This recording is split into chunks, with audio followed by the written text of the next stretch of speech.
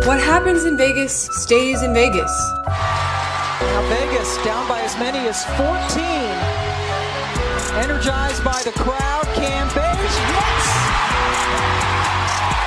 20 seconds, Nate. Hurry up, Nate. 16. Get them going, Nate. Let's go. You're now in NHL City. Won by Vegas, but the shot was blocked by Schwartz, or at least it glanced off him, and then going through the middle of the ice.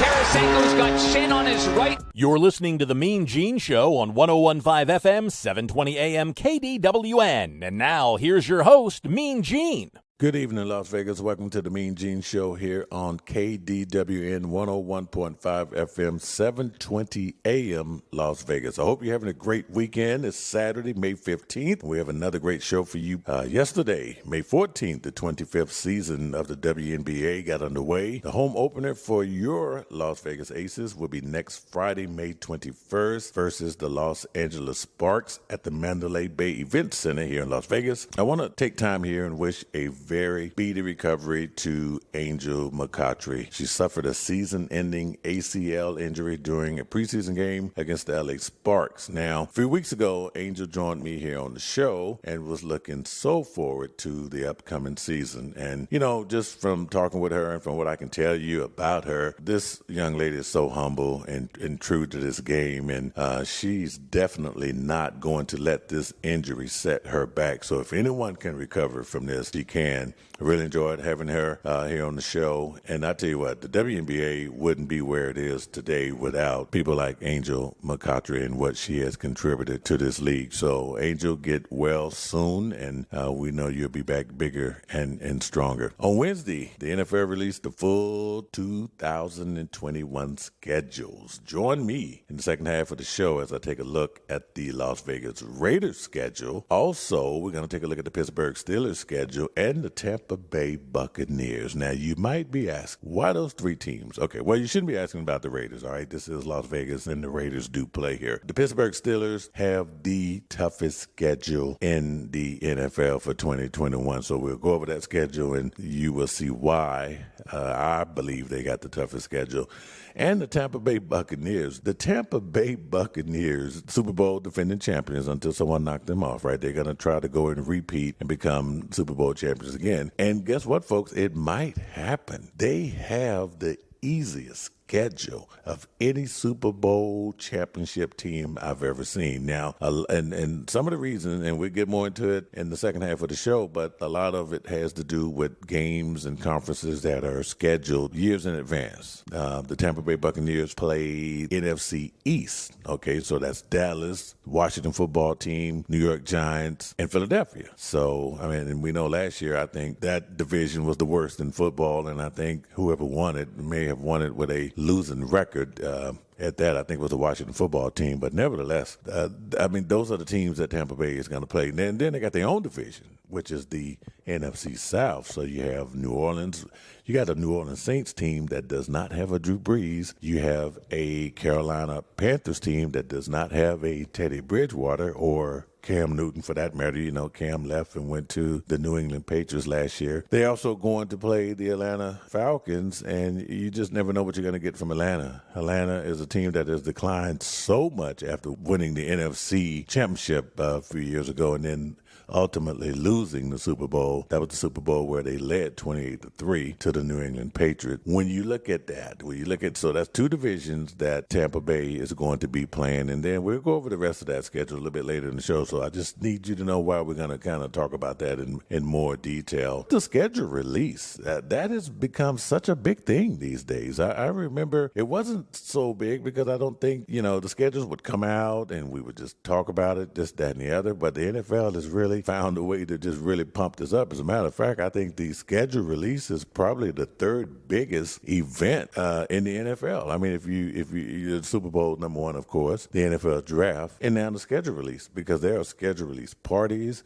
if you watch the NFL Network's coverage or ESPN or Fox Sports, anybody's coverage of the schedule release, they found a way to make this entertaining. And I admit I got caught up in it. I had my cell phone in one hand, I had a laptop going in another hand, and there I was booking hotels and getting tickets and booking flights and all of that stuff. So, I mean, it is huge because that's the day that you can make your plans. And what's more exciting in 2021 is the fact that people will be able to go to games. The NFL did say that they will have full stadiums this year throughout the leagues. And then, of course, that goes along with the recent announcement by the president that if you're fully vaccinated, you can not wear your mask outdoors. You don't have to, or indoors for that matter. You can hang around others who are fully vaccinated. So that's going to be interesting to see. So it should be an exciting year as far as people getting out there and having a good time. And how about Allegiant Stadium?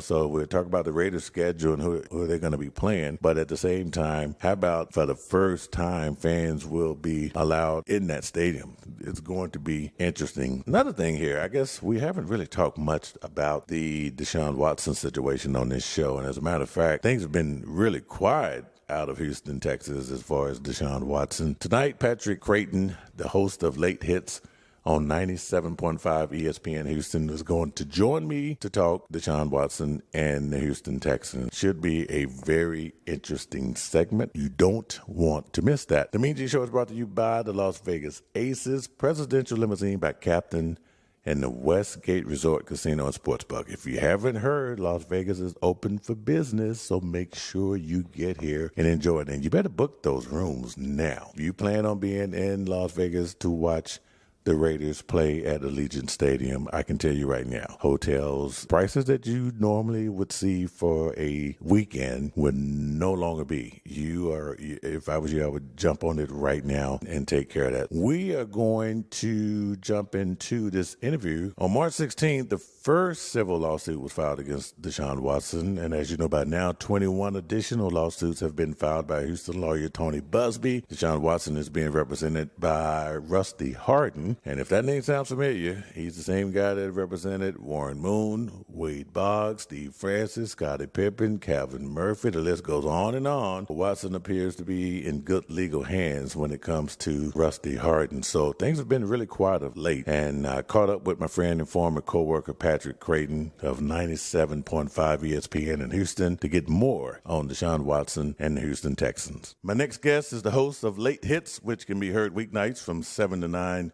p.m. on 97.5 ESPN Houston. We also shared the mic together on SB Nation Radio. He's a good friend. Please welcome to the show, Patrick Creighton. Patrick, what's going on, man? MeanGene! Woo! I knew that was coming.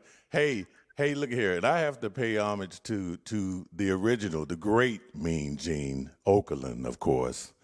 I have to say that. But anyway, man, it's good to hear you, man. What's going on, brother? How you? Congratulations out there in Vegas. Nice job. You with the new job out there. Wish you the best with it. Hey, my dog is being an idiot. I apologize. Appreciate it, man. I understand totally, but I do appreciate it. Hey, you know what, Patrick? Before I get into this 2021 Texan schedule, which is pretty interesting, I have to get the latest on Desean Watson. Things have been pretty quiet here lately, so which seems to me some kind of settlement might be being worked out here. So what are your thoughts on that? Well, a lot of people have speculated that there's probably some kind of settlement discussions going on because Tony Busby and Rusty Hardin have both been quiet now for 3 weeks. And prior to that, Tony Busby could not go 24 hours without being on Instagram or something, keeping that 24-hour news cycle going. Yeah. That being said,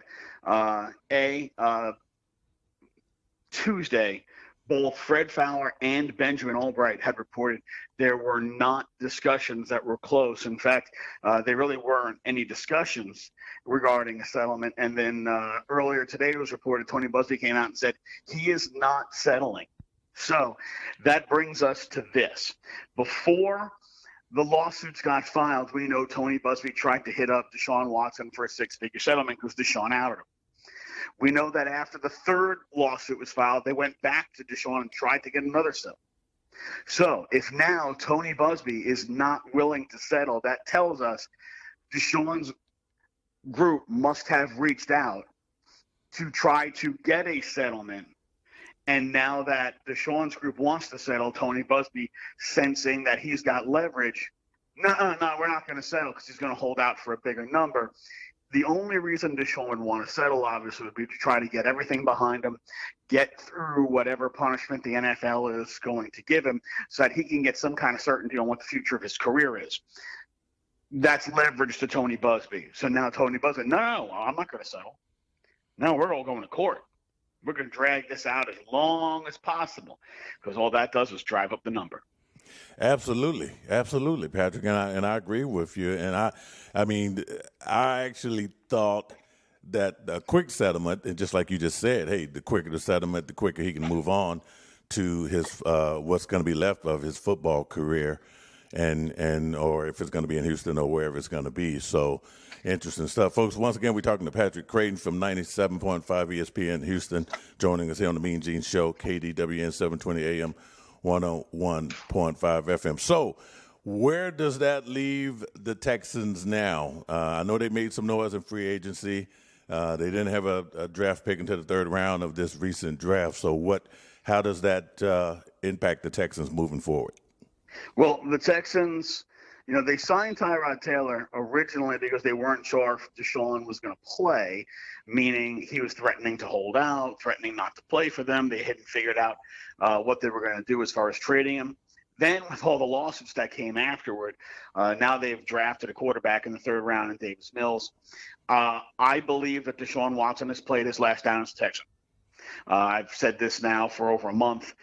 The way the Texans have gone, when you look at the way they've handled the situation, the fact that the title sponsor on their building, NRG, disassociated itself with Desean Watson and canceled its sponsorship with him, the Texans then drafting a quarterback, they are moving on from Desean Watson. I mean, this is a team that, under founder Bob McNair, we used to make jokes about the Bob McNair personality profile, about how, they wouldn't sign anybody who had even the slightest gray check, let alone like a black mark. They'd have like the slightest gray mark if they ever did anything wrong. They had to be old Boy Scouts. Bob McNair's thing was, I didn't want players playing for me that you wouldn't want sitting at your dinner table. Well, if you've got 22 lawsuits against you from women alleging sexual misconduct, you're probably a guy who's going to fail that Bob McNair personality profile test. While Cal McNair might not have two brain cells to rub together, this is something that's still being researched. Cal McNair has not been as stringent as his late father Bob was. This is completely off the beaten track. And when you figure that this is a team that traded DeAndre Hopkins for 20 cents on the dollar because he had two baby mamas. Well, what is Jack Easterby, who is Cal McNair's spiritual advisor and best friend forever for life? What is he telling Cal they have to do with Deshaun? The real trick here for the Texans is they were not willing to play the long game when it came to DeAndre Hopkins, right? The very second they could make a trade, Bill O'Brien fired his butt out the door, didn't even try to get maximum value, just had to get rid of him. This year, the Texans thought they were going to play the long game with Desean Watson. We're not going to trade him. We're going to wait it out. We're going to see if we can change his mind. Let's see what happens over the summer. Now they're in a new game because Deshaun's value will not rebuild itself until next offseason, when ideally all these cases are resolved. The NFL has handed down its punishment. He served his suspension, which could be the whole year.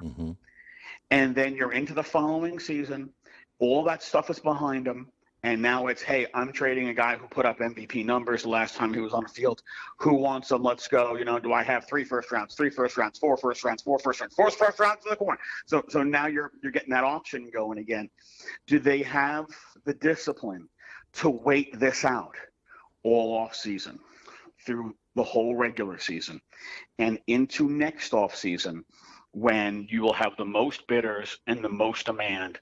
Do they have the discipline to do that? Because their recent history, when you look at the DeAndre Hopkins trade, when you look at the J.D. Clowney trade, their recent history says not a freaking chance. Patrick, it's hard to believe this team is going to be without the DeAndre Hopkins you mentioned, J.J. Watt, Deshaun Watson, and looking at the schedule here.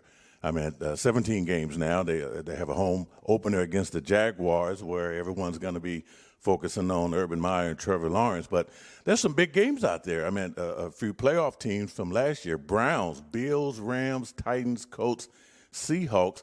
How will the Texans do in 2021? Well, I'll tell you what. It's going to be the first year of a 17-game schedule. We had an 0-14 team. We've had 0-16 teams. Could we have an 0-17 team? Oh, Gene, if you think about it, like if you look at their schedule, there's 3 games that they could potentially win. They got 2 against the Jags and 1 against the Jets. Like these are the 3 games they could potentially win. If you want to throw the Carolina Panthers in there as another potential game, okay, so 4 potential games that they might have a chance to win. Every other game, they're probably going to get kicked in the teeth. But this is a team that was dead last in run defense last year. And despite being dead last in run defense, they were still an awful pass defense team. They gave up 30 passing touchdowns and had 3 interceptions.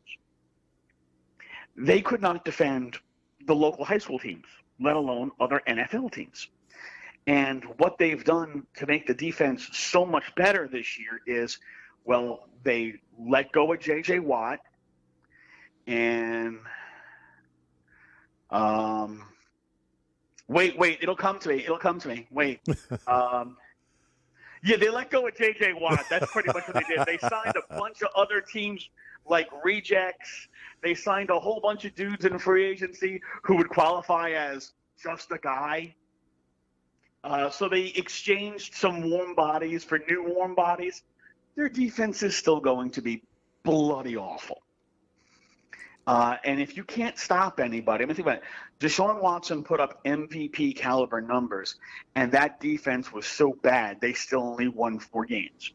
Now you're going to have an equally terrible defense that can't rush the passer to save its life, also doesn't force turnovers, and that defense is supposed to help Tyrod Taylor win? Gee, I'm telling you, 0-17, it could happen.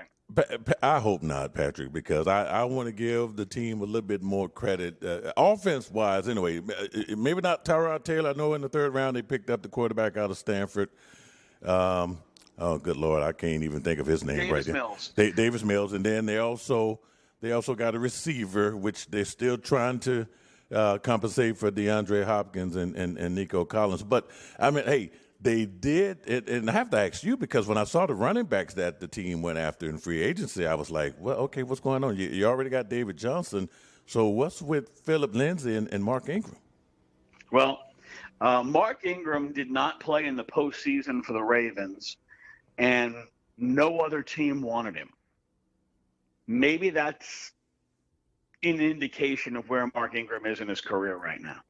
Mark Ingram used to be a bruising, powerful running back. I don't know what Mark Ingram is anymore, because if he's clearly not the guy he was in New Orleans, or he'd still be in Baltimore. Phillip Lindsay got cast aside for Melvin Gordon in Denver, and David Johnson's best years are long behind him. Oh, and did I mention the Texans' offensive line is putrid? You know, they signed Marcus Cannon, who, you know, was a backup tackle, and, you know, I guess he's going to be the swing tackle. Laramie Tunsil is the best player on the team, since DeShaun is, for all intents and purposes, no longer on it. When your tackle is the best player on the team, you probably suck. Yeah. You know, you got Titus Howard on the other side, who's been inconsistent. And then the 3 guys in the middle, well, they're changing them all. So we'll see what the line is, but I don't expect it to be very good. I mean, last season in the NFL, offensive holding was basically legal. It was the fewest amount of offensive holding calls in 40 years. And the Texans still gave up 50 sacks with the most mobile quarterback in the league. So, like, how bad are they? They're bad, Gene. This is an expansion club caliber roster, except they didn't start from scratch with an expansion draft. They actually deliberately built this.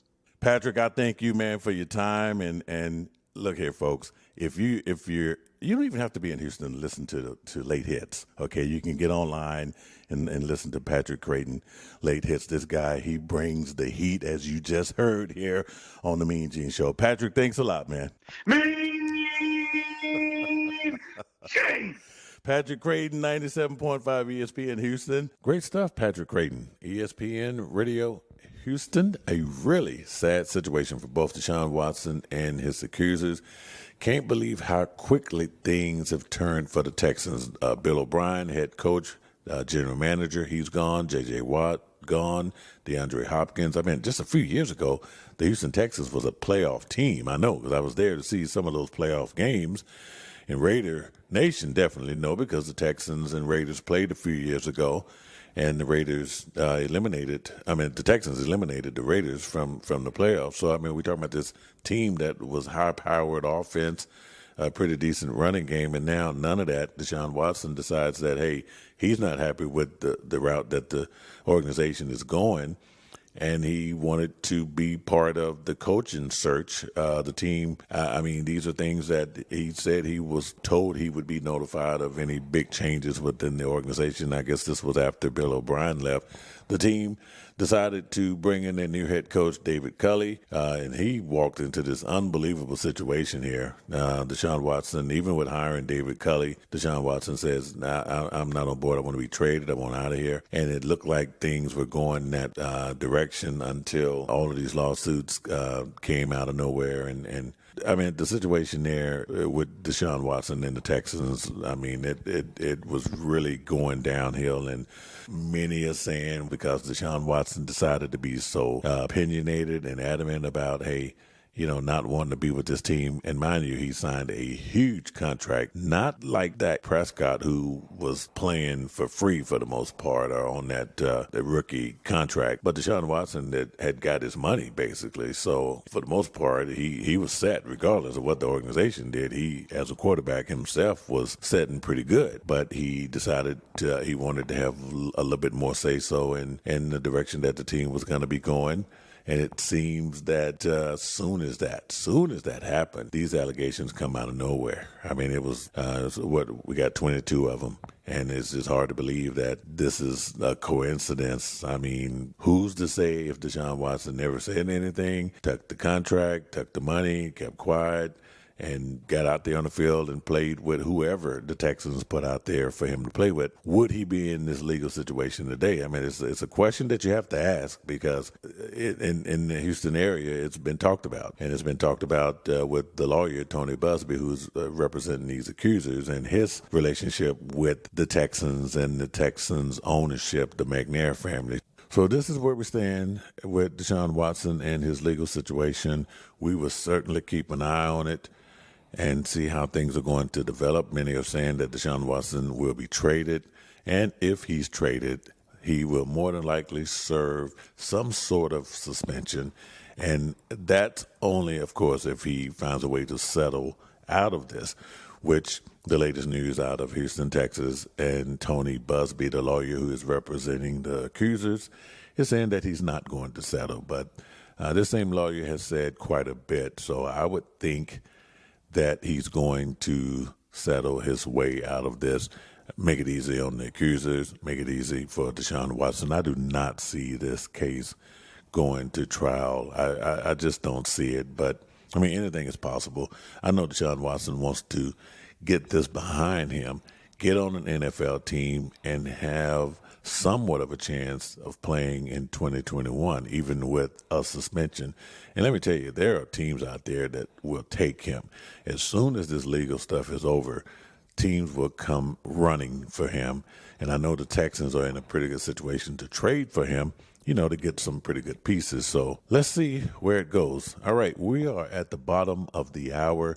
And on the other side of the break, folks, we're going to come back and get into the NFL 2021 schedules. In particular, we're going to look at the Las Vegas Raiders. We know the Raiders play the AFC West. They also play the AFC North, which is a pretty decent division. You got to say that the Ravens, the Steelers, Bengals, and the Browns are going to be tough opponents for the Las Vegas Raiders. So we'll talk about that. And we'll also take a look at the team that I feel has the toughest schedule in the NFL, and that's the Pittsburgh Steelers, and the team that has the easiest schedule in the NFL. You would not believe who it is. I'll give you a hint. Super Bowl champions. Okay, so hey, folks, you're listening to the MeanGene Show right here on KDWN 720 AM, 101.5 FM, Las Vegas. What happens in Vegas stays in Vegas. Now Vegas down by as many as 14. Energized by the crowd. Cam Bates, yes! 20 seconds, Nate. Hurry up, Nate. 16. Get them going, Nate. Let's go. You're now in NHL City. Won by Vegas, but the shot was blocked by Schwartz, or at least it glanced off him, and then going through the middle of the ice. Tarasenko's got Shen on his right. Once again, you're listening to the MeanGene Show on 101.5 FM, 720 AM, KDWN. We are back, folks. Once again, you're listening to the MeanGene Show here on KDWN, 720 AM, 101.5 FM, Las Vegas. The MeanGene Show is brought to you by the Westgate Las Vegas Resort, Sportsbook, and Casino. If you live in Vegas, you already know they have the largest sportsbook in Las Vegas, comfortable seating all over the place. You can't miss those huge jumbo screens. They also have a sportsbook app that I highly recommend you download while you're in Vegas, the Westgate Sportsbook. It's the best seat for every game. Next Saturday, May 22nd, the MeanGene Show will broadcast live from the sportsbook of the Westgate Resort and Casino, just in time for the NBA playoffs. So make sure you tune in. And the show is also brought to you by Presidential Limousine by Kaptyn. When you land in Vegas, from wherever you're coming from, forget that rent-a-car, folks. You have to experience the full Las Vegas touch. And the only way you're going to do that is by riding in a limousine. Not just any limousine. We're talking Presidential Limousine by Kaptyn. Whether you're going straight to the hotel or cruising the Las Vegas Strip, you need to do it in style. Do it in a Presidential Limousine. Visit their website at presidentiallimo.lv.com. It's that time. We are going to get into the Las Vegas Raiders schedule. As I mentioned earlier, the NFL released the schedules on Wednesday, May 12th, a big moment. I don't know where you were, but I was in front of my TV with my laptop and my cell phone making reservations and all of that stuff for the 2021 NFL season. Let's look at the Raiders schedule. Now, the preseason is down to 3 games. That's because the season has been extended to 17 games. We don't really have the dates just yet for the opener of the preseason. I know the Raiders are going to play the Seattle Seahawks. That game should be at Allegiant Stadium. Those dates should be coming here shortly. Second preseason game is going to be at SoFi Stadium against the Los Angeles Rams. And the third preseason game will take place at Levi Stadium in San Francisco as the Raiders take on the San Francisco 49ers. So 3 West Coast preseason games. And now let's jump into the regular season. So I mentioned the Raiders are going to play the AFC North. And, man, do they play the AFC North. They open up Monday night, September 13th at Allegiant Stadium. That place is going to be on fire. And it's going to be on fire for more than one reason. It's going to be on fire because it's Monday night, it's the Raiders, and the Baltimore Ravens are coming to town. So you get Lamar Jackson and the Baltimore Ravens for the season opener, followed by week 2, a trip across to the East Coast to take on the Pittsburgh Steelers, another AFC North opponent. I will be at that game in Pittsburgh, and more than likely, me and Mr. Piggs will be broadcasting from Pittsburgh, so we can't wait. That game is September 19th. Should be interesting. Third game the Raiders are going to play will be a rematch against the Miami Dolphins. Yep, that team that eliminated the Raiders from a possible playoff appearance last year. Well, guess what? The Dolphins are coming back to Allegiant Stadium. Should be an interesting game there. And then it's going to be week 4 before the Raiders get into the AFC West Conference. They will take on the Los Angeles Chargers. They're going to go to SoFi Stadium. That will be the first of many AFC West matchups. They will be at home week 5 against the Chicago Bears now. And I'll talk about as far as what I think about what games the Raiders are going to win, lose, possible finish, record, and all that great stuff. We'll talk about that. We'll get into that. But week 5 is a Sunday, October 10th game at home against the Chicago Bears. Week 6, the Raiders take it on the road to the Denver Broncos in Power Field at Mile High. That's a Sunday, October 17th afternoon game versus the Broncos. Week 7, they take on the Philadelphia Eagles. Now, this is really going to be interesting. That game is at Allegiant Stadium, so you get a chance to see the Heisman Trophy winner Devontae Smith come to town. Jalen Hurts should be quite interesting. Week 8 is a bye. Now, this is somewhat in the middle part of the season because normally or previously it was a 16-game season. Week 8 was right there. Now it's just 1 week extended with the Week 17 game, but a Week 8 bye is not really bad. It's going to be a long season, and I was talking to someone the other day about possibly seeing rookies hit a wall. I mean, because even in college football, you are going to play maybe 13 games. I think that's, the playoff games, maybe, 14. But now you're looking at a 17-game schedule. So you always hear about the wall, as it is referred to in the NBA, when the rookies hit the wall because they play 82 games in a regular NBA season. They didn't do it this year, but a normal NBA season is 82 games, and college players coming out of college normally are playing somewhere between 35 games in college. But now you might see that wall in the NFL. It's going to be interesting to see how that works out. So after the bye, the Raiders are on the road, MetLife Stadium, against the New York Giants, which it should be a winnable game, but we'll talk about that. Week 10, this is going to be the first matchup against the Kansas City Chiefs, and they get it at the Allegiant Stadium. Mark that down, Sunday. I believe it's a Sunday night game on NBC, so it should be the first matchup. I mean, and it should be because it's the Chiefs and the Raiders, and remember the Raiders knocked off the Chiefs last year in one of those games, so that I believe that having a national televised game should be interesting with fans. I mean, we're going to say that because, hey, it sounds weird saying with fans, but it won't be long by then. Believe me, that place would have been broken in and rocking and certainly packed for the Kansas City Chiefs on Sunday, November 14th. Week 11 is a matchup against the Cincinnati Bengals. So you got back-to-back home game for the Las Vegas Raiders. The Cincinnati Bengals will come to town. Joe Burrow, who got injured last year, has had a long road to recovery, will make his debut at Allegiant Stadium November 21st. How about this, folks? Hey, Thanksgiving Day. I can't remember when the Las Vegas Raiders, when the Raiders actually played a Thanksgiving game, but we know the Dallas Cowboys play every year on Thanksgiving. So this is going to be good. You get to sit home, get full, and watch the Las Vegas Raiders at the Dallas Cowboys. Dak Prescott will be back taking snaps there from center for the Dallas Cowboys, and this is going to be another nationally televised game on CBS at AT&T Stadium. The Dallas Cowboys and the Las Vegas Raiders, November 25th, Thursday, Thanksgiving Day. And they keep it in the NFC East. Week 13, they will be at home for the Washington football team, which is, it's good. The Washington football team won the NFC East last year, so this is going to be pretty interesting for the Raiders to host the Washington football team, which should be a winnable game there on December 5th. It's the first game in December, the first Sunday in December. Week 14 is the Chiefs again at Arrowhead Stadium, Sunday, December 12th, depending on how the Sunday night game, November 14th, a month later, they will play a little bit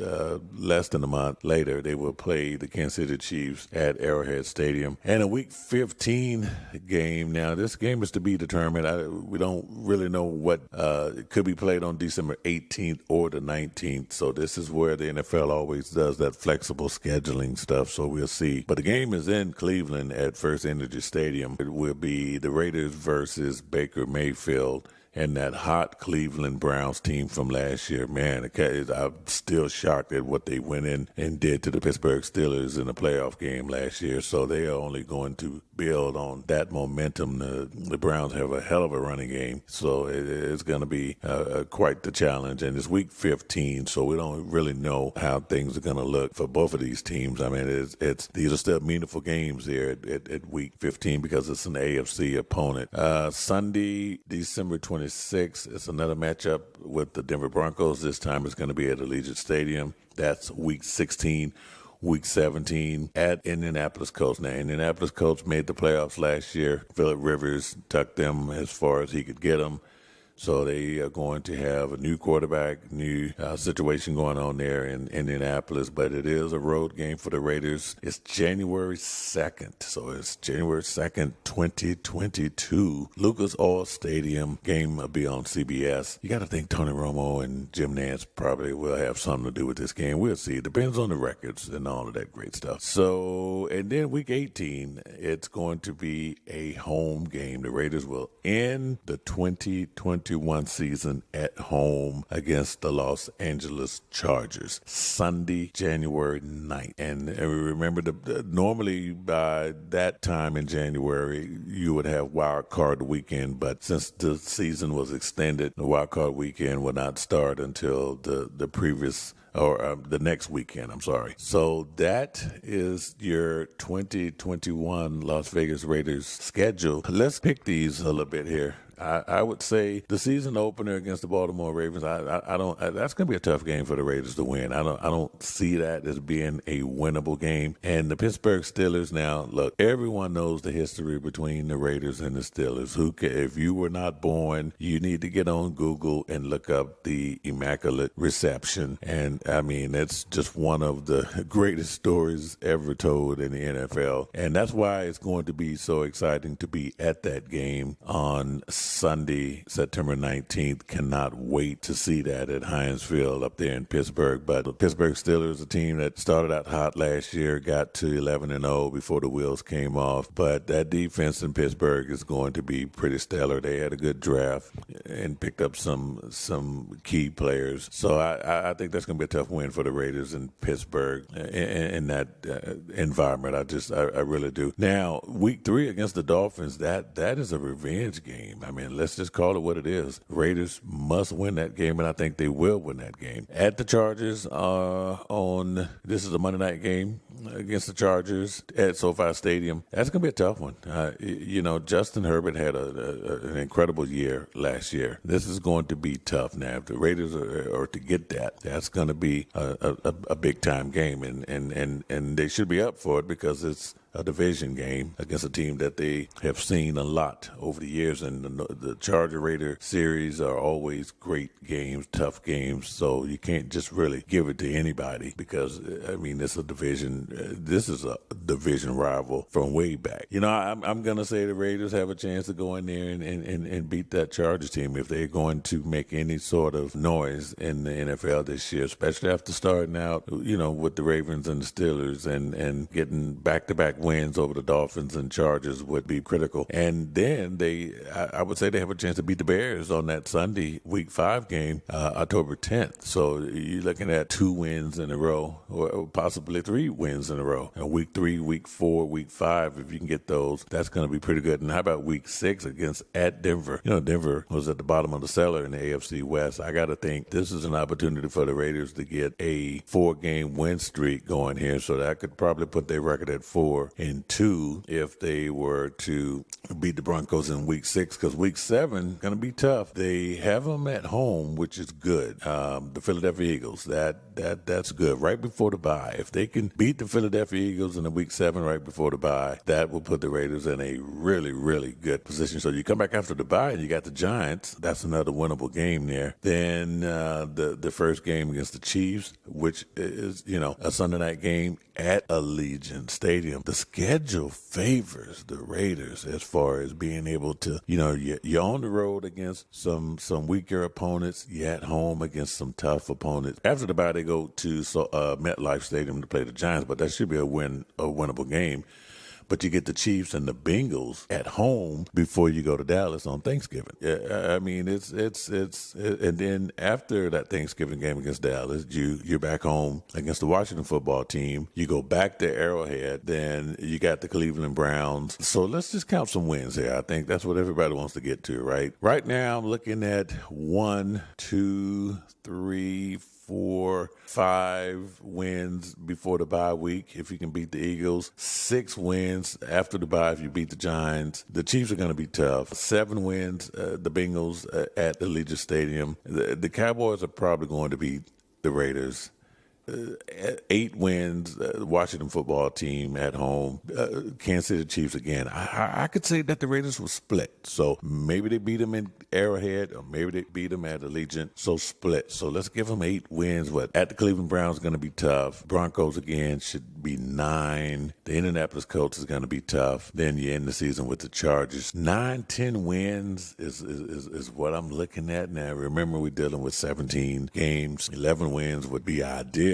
I would say that should definitely be able to get you a wild card in the AFC. 9, 10 wins is what I'm looking at. I mean, that's just the way I see it. I know many of you may not agree with that, but I mean, you just really have to look at it for what it is, and it's going to be a tough year. I mean, there were some playoff teams there that the Raiders are going to play. The Colts is one of those teams, the Chiefs, the Steelers, Browns, and the Ravens. I mean, so a lot of playoff teams there. Beat some of those teams, split with KC, kind of want to beat the Chargers twice. You definitely want to beat the Broncos twice, and then, see how, I mean, that's what it's going to take to get to those 11 wins and have a chance to make the wild card. That is the Raiders, and now we are going to move it on to what I believe is the team that has the toughest schedule in the NFL. And in my opinion, that is the Pittsburgh Steelers. The Pittsburgh Steelers finished the season 12-4 last year, got into the playoffs, were eliminated by the Cleveland Browns, and the Pittsburgh Steelers, rumors were Big Ben would leave, the whole team would just pretty much change,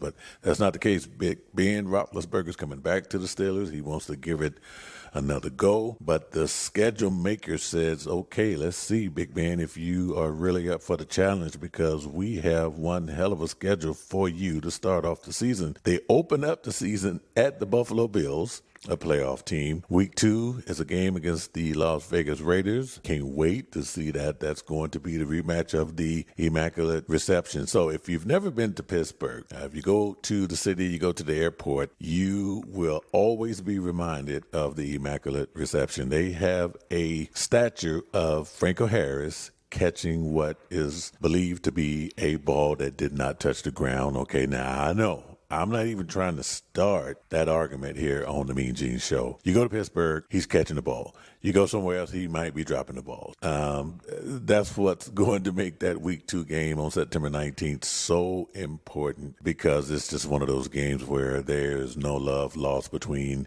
what used to be the Oakland Raiders, the Las Vegas Raiders. It doesn't matter. It's still the Raiders and the Pittsburgh Steelers. Week 3, the Bengals. Joe Burrow comes back. It's always a tough game with the Bengals and the Steelers. I mean, historically, they just have always played tough. Lately, the Steelers have owned the Bengals, but you can never say that that's going to be the case all the time. Week 4, it's the Green Bay Packers. Now, it's a tough game if Aaron Rodgers is playing. It's not so tough if Aaron Rodgers is not playing. So that's going to be yet to be determined. Week 5, Denver Broncos. Now, the Denver Broncos have had great success against whatever Pittsburgh Steelers is out there. Drew Lock had success against the Pittsburgh Steelers defense. I mean, it's just, that's the one team that the Steelers, Tim Tebow had success against the Pittsburgh Steelers defense, and who can forget the overtime victory, the Broncos eliminating the Pittsburgh Steelers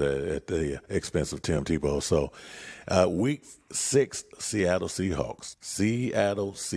They play see the Seahawks a lot. A couple of years ago, I was in Pittsburgh, and when Big Ben Roethlisberger went out, that was the year the Steelers struggled at the quarterback position because it was during that game, I think it was a Week 2 game, the Seattle Seahawks came to town and injured Big Ben. They are back at Heinz Field on Week 6, so it's just going to be a tough game. It's tough to beat the Seattle Seahawks. Week 7 bye. Kind of early, last year I think the one team that got really got screwed on the bye week was the Pittsburgh Steelers, because I think they had an early bye week because of the pandemic and COVID cases and all of that stuff that was running rapid last season. The Steelers had to play somewhat 10, 11 games in a row. Hey, it happens to everyone at some point in time. Week 8, coming from the bye, now this is actually good timing because after that bye, Week 7, they play at the Cleveland Browns. So I know there's some bad feelings there, especially after last year, the way the season ended in Pittsburgh. The Browns just beat the brakes off the Steelers, and it's not so much a checked win game anymore. It used to be the Steelers owned, Big Ben owned the Cleveland Browns. Not the case anymore. That Cleveland Browns team is a whole lot better. There's a Monday night game, nationally televised game against the Chicago Bears at Heinz Field. It should be a good one. We don't know who's going to be quarterbacking for the Chicago Bears. That's yet to be determined on who's going to start. I know for a fact Justin Fields is creating a lot of buzz and excitement up there in Chicago, but that is a Monday night game at Heinz Field. Tough to beat the Steelers at home on a Monday night game. They have a pretty decent record. Week 10, Detroit Lions. That game is also at Heinz Field. Week 11, they go to SoFi Stadium, take on the Los Angeles Chargers, Sunday night game on NBC. Week 12, Cincinnati Bengals. Week 13, Baltimore Ravens at Heinz Field. Week 14, Minnesota Vikings at US Bank. The Tennessee Titans, the Steelers cannot get the Titans off their schedule for whatever reason. You're going to have big Derrick Henry running the ball. That game is at Heinz Field. Luckily for the Steelers. Now, this is where the schedule gets a little tough, in my opinion, okay? So week 15, you got the Tennessee Titans. Week 16, you got the Kansas City Chiefs at Arrowhead. Week 17, you got the Cleveland Browns again. Week 18, which is the last game of the season, you got the Baltimore Ravens. So that stretch there. I mean, you're looking at 4 games that could possibly determine their season. I just think it's one of the toughest schedules for a team that finished 12-4, made the playoffs, got eliminated in the first round, and having to play, Aaron Rodgers. If Aaron Rodgers is there, that Green Bay game, could go to Green Bay. And, of course, the at Cleveland Browns, the Seattle Seahawks. I mean, these are some tough games, some very tough, and opening up at Buffalo Bills. I think now you can look at your schedules and say, hey, MeanGene, you're wrong. But I think Pittsburgh Steelers for a team that 12-4. I mean, hey, when you have a successful season, I mean, they went 11-0 at one point and it fell apart. They are paying for that 11-0 start last year with this incredible schedule. So we'll see how that goes. Now, to the team that has the easiest schedule in the NFL for the upcoming 2021 season. That is the Tampa Bay Buccaneers. That's right, the Super Bowl champions. Tampa Bay Buccaneers have the easiest schedule in the NFL. They will open up the season at home against the Dallas Cowboys on September 9th. That's a Thursday night. The Dallas Cowboys did not make the playoffs last year, so it doesn't get any easier than that. Tom Brady and the Tampa Bay Buccaneers have a bye week in the middle of the season. They will open up, as I said, against the Dallas Cowboys. Then they have another game at home against the Atlanta Falcons, another team that did not make the playoffs. Then it's on to the Rams, which is the third game of the season. And then everyone is going to be waiting for week 4. It's the return to New England for Tom Brady. So week 4, October 3rd, mark this down, Sunday. Well, trust me, you don't need to really mark it down because it's probably going to be advertised like crazy leading up to week 4. Sunday, October 3rd at New England, another team that didn't make the playoffs, by the way. So that should be interesting. The Miami Dolphins week 5. They go to Philadelphia week 6. They also have the Bears week 7. The Saints. We're talking about the Drew Breesless Saints. Okay, they played them twice. That's in their division, NFC South. Get to play them twice. After the Saints, they at the Washington football team. That's week 10. Then they will be at home against the New York Giants. Are you kidding me? They do get a playoff team on their schedule, which is the Indianapolis Colts at week 12. And then how about this? Well, they get the bye in week 9, right after beating the brakes off the Saints on Halloween. They get a bye week. Then they will go to Washington and play the Washington football team, right? 2 easy wins. Then week 11, they got the New York Giants. Week 12 at the Indianapolis Colts. No Phillip Rivers there. Another win. Then they back on the road week 13 at the Atlanta Falcons. The toughest game right now, week 14, in my opinion, and that is a home game against the Buffalo Bills. That's it. That is it. Okay, after the Buffalo Bills,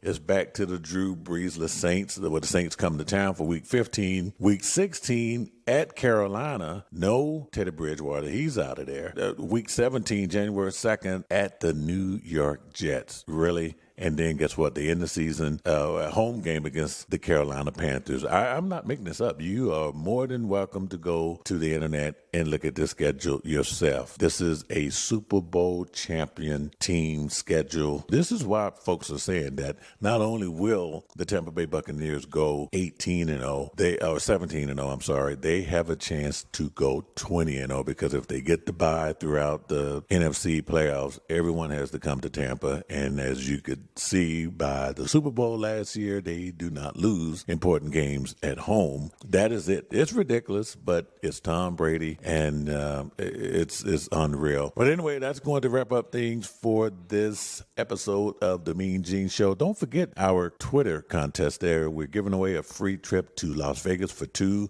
includes hotel, limo, airfare. Probably said that in the wrong order, but you get the point, right? You are going to get a free trip to Vegas, and we're going to pay for it, basically, is what we're saying here. All you have to do is follow me on Twitter at SportsKings, and retweet the contest. Do that, and you will be entered in for a chance to win a free trip to Vegas for 2. And the drawing will take place next month. This contest is going to run through the end of the month, which is May 31st. Want to thank my guest, Patrick Creighton, ESPN Radio 97.5 in Houston, for coming on. Don't forget, next week, the show will broadcast from the Westgate Resort Casino and Sportsbook, getting ready for the NBA playoffs, which will kick off Saturday, May 22nd. So, hey, enjoy the rest of your weekend. We'll see you right back here on the Mean Gene Show, KDWN, 720 AM, 101.5 FM, Las Vegas.